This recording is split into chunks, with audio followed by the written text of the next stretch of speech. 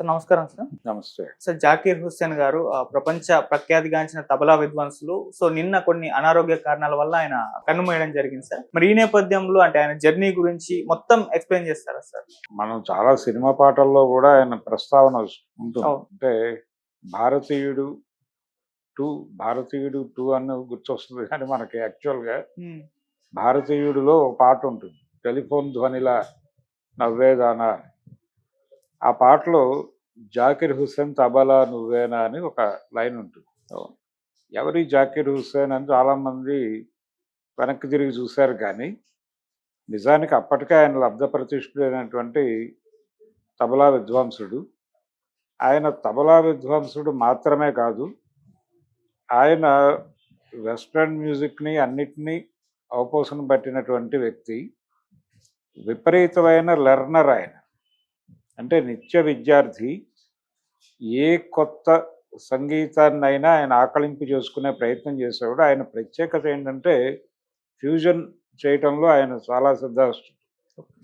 Fusion చేయాలంటే ముందు సాంప్రదాయమైనటువంటి బంధనాల నుంచి బయటకు వస్తే తప్ప అది చేయలేరు. ఈయనకి ఈ ఇంట్రెస్ట్ ఎక్కడ మొదలైంది అంటే, వాళ్ళ తండ్రి గారు తబలా విద్వాంసుడు, ఆయన అల్లారఖా హుస్సేన్ ఆయన పేరు. అక్కడి నుంచి మొదలైంది. ఆయన్ని చూస్తూ ఉండేవాడు ఆయన. 3 ఏళ్ల వయసులోనే ఆయన తబలా వాయిస్తుండగా ఇతను చూస్తూ ఒక రకమైనటువంటి కోపాన్ని ప్రదర్శించేవాడట ఆయన. ఈ పిల్లాడు ఏమిటి అంటే, నన్ను నువ్వు ఎంగేజ్ చేయటం లేదు నీ ట్రూప్లోకి అని. ఇలా మొదలైంది ఆయన తపన. అప్పటి నుంచి మొదలై 7 సంవత్సరాల వయసు వచ్చేసరికి ఆయన బహిరంగంగా ప్రదర్శనలు చేసే లెవెల్కి వచ్చాడు. 12 ఏళ్ల వయసుకు ఆయన అంతర్జాతీయ వేదికల మీద తబలా ప్లేయర్గా ఆయన ఒక పాపులారిటీని సంపాదించాడు. మనకి మాత్రం భారతీయుడు సినిమా అప్పటి నుంచి తెలుసు అనుకుంటారు, కానీ నిజానికి దీనికంటే ముందు దూరదర్శన్ ప్రారంభమైనప్పుడు అందరూ సంగీత విద్వాంసుల్ని పరిచయం చేస్తూ ఒక కార్యక్రమం నడిచేది. దానిలో ఈ ప్రైవేట్ ఛానల్స్ అవి లేవు. అందులో ఈయనని పరిచయం చేస్తూ ఒక కార్యక్రమం, ఒక 1/2 అవర్ ఆయనతో ఇంటరాక్షన్, ఇలా ఆయన తన అనుభవాలు చెప్పుకున్నాడు. అందులో ఆయన చెప్పిన మాట ఇది, మా తండ్రి గారు చెప్పాడు నేను విద్వాంసుడిని, నాకు సర్వం తెలుసు అని అనుకోక ఎప్పుడు కూడా. అనుకుంటే నువ్వు అక్కడితో ఆగిపోతావు. నువ్వు నిరంతరం ఇందులో అన్వేషణ చేసుకుంటూ నిన్ను నువ్వు అభివృద్ధి చేసుకోవాలంటే నిత్య విద్యార్థిగా ఉండాలి.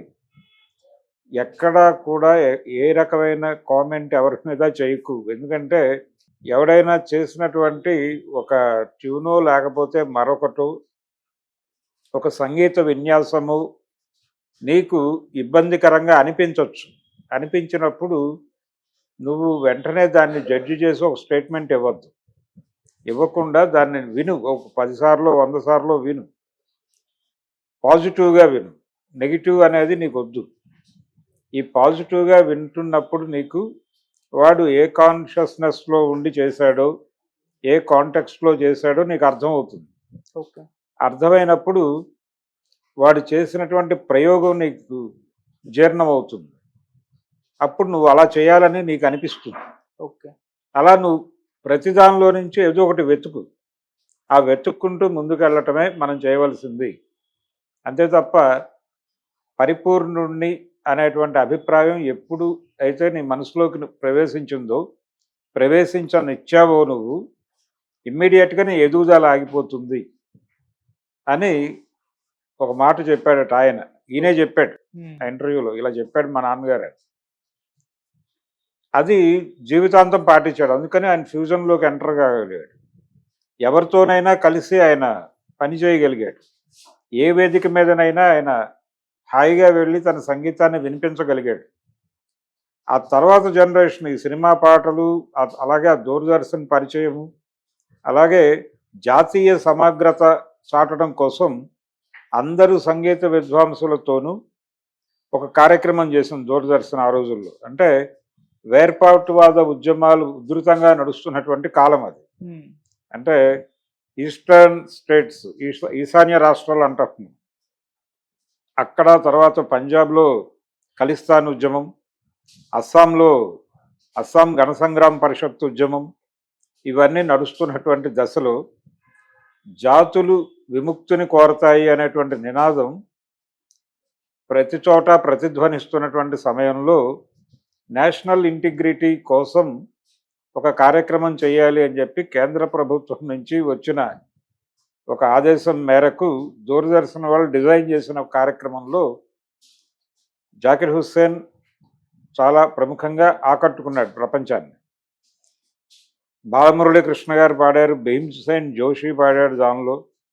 ఇలా వీళ్ళందరితోనూ ప్రతి ప్రాంతం నుంచి ఆ ప్రాంతంలో పాపులర్ మ్యూజిషియన్తో పాడిస్తూ వీళ్ళందరినీ కలిపి ఒక స్వరమై సంగమమై అన్న టోన్లో నడుస్తుంది అది. సో మా సంగీతం రకరకాలుగా ఉండొచ్చు కానీ మేమందరం ఒకటే అనేది చెప్పడం ద్వారా నేషనల్ ఇంటిగ్రిటీని చాటి చెప్పడం అనేది, జాతీయ సమగ్రతను చాటి చెప్పడం కోసం చేసిన ప్రోగ్రాం అది. దాంట్లో జాకిర్ హుస్సేన్ చాలా అట్రాక్ట్ చేశాడు ప్రపంచాన్ని. ఈ ప్రయాణంలో భాగంగా ఆయన అనేక వేదికల మీద తబలా విద్వాంసుడిగా ప్రపంచానికి తెలుసు. పర్టికులర్గా ఆయన ఫ్యూజన్ చేయటంలో చాలా సిద్ధాస్తుడు. ఈ క్రమంలోనే గ్రామీ అవార్డు గెలుచుకున్నాడు ఆయన.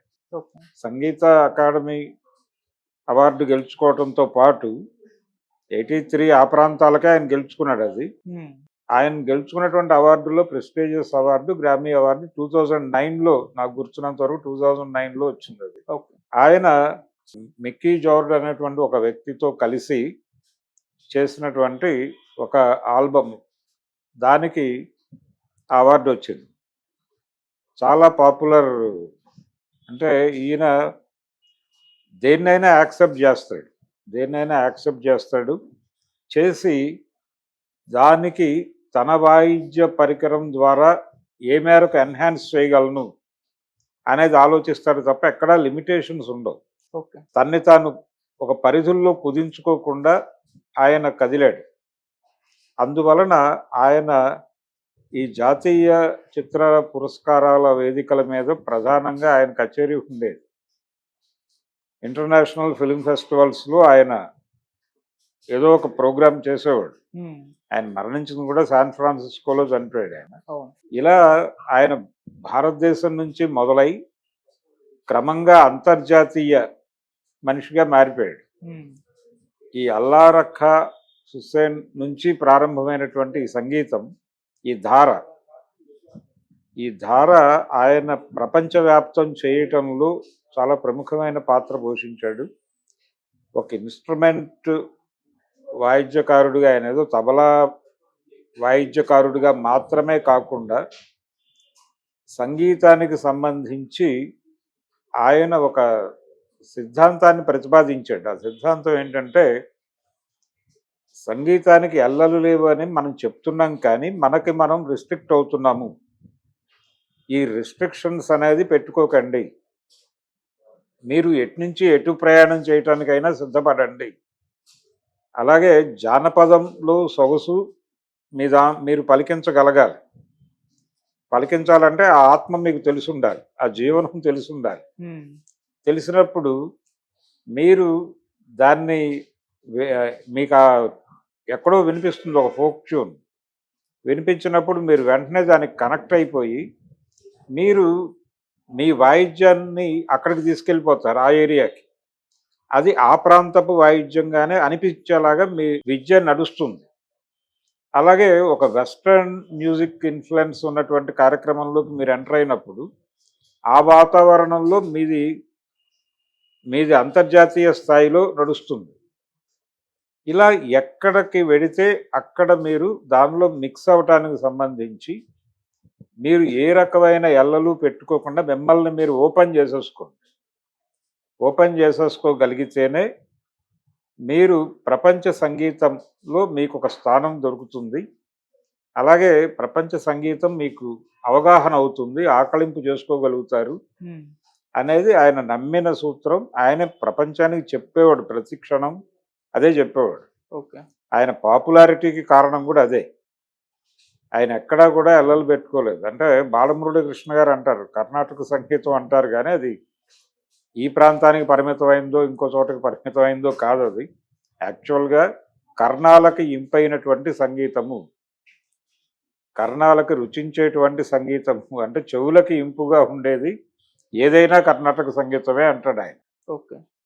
అంతే తప్ప ప్రత్యేకంగా క్లాసికల్ లేకపోతే ఫోక్ ఈ డివిజన్స్ ఏవి లేవు అని.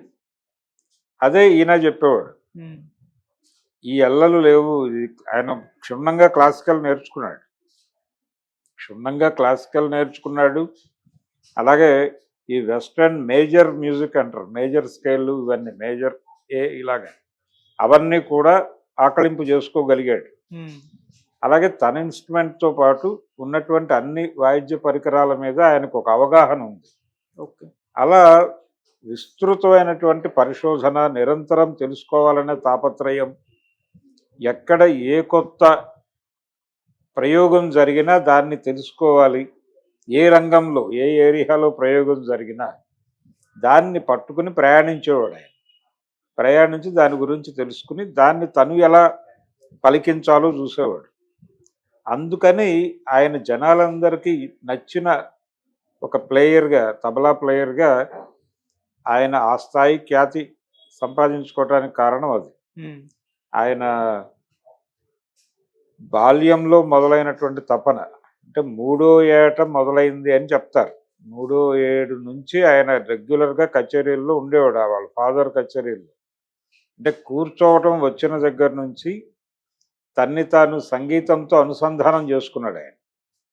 ఆ అనుసంధానం చేసుకోవటం వలన ఆయనకి ఈ స్థాయి వచ్చింది. ఆయన 73 సంవత్సరాల వయసులో కన్నుమూశారు.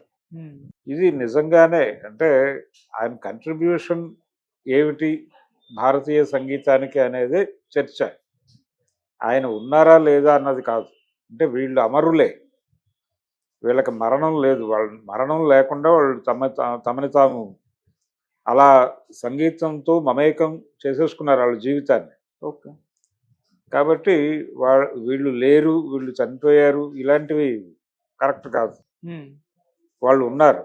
బాలమురళీ కృష్ణ ఉన్నాడు, అలాగే జకీర్ హుస్సేన్ ఉన్నాడు, వీళ్ళందరూ ఉన్నారు. నౌషాద్ ఉన్నాడు ఇప్పటికీ, ఘంటసాల ఉన్నాడు ఇప్పటికీ, రాజేశ్వరరావు గారు ఉన్నాడు ఇప్పటికీ.